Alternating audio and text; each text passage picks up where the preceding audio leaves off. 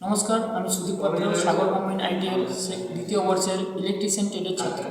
আমি এবছর একটি প্রজেক্ট উপস্থাপন করেছি। প্রজেক্টটির নাম হচ্ছে the transistor as a electrical switch. Project বানাতে আমার যে পার্টসগুলো লেগেছে সেই পার্টসগুলো বলছি। একটি push button switch, DC ammeter voltmeter, transistor, 1K register দুটো এবং এলইডি বাল্ব। এই প্রজেক্টটি কীভাবে রান করে আমি এখন দেখাবো।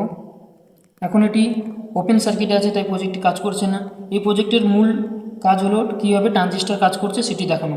আমরা প্রধানত জানি কোনো কিছু লাইট বা কোনো কিছু জ্বালাতে আমরা সাধারণত সুইচ দিয়ে কাজ করি। সুইচ ব্যবহার করতে আমাদের প্রয়োজনীয় শক্তি কিংবা ফোর্স লাগে, কিন্তু ট্রানজিস্টার কোনো দিন সামান্য তরঙ্গ দিয়ে ওটি কারেন্ট বা ভোল্টেজ প্রদান করে। ওটি অন করতে কোনো ম্যানুয়ালি লাগে না।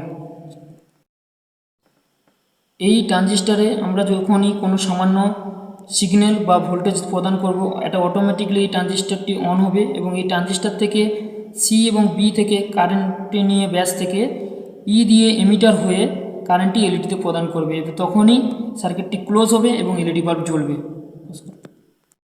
সার্কিটে পাওয়ার সাপ্লাই দেব। এই সার্কিটে যখন আমি পাওয়ার সাপ্লাই দিলাম,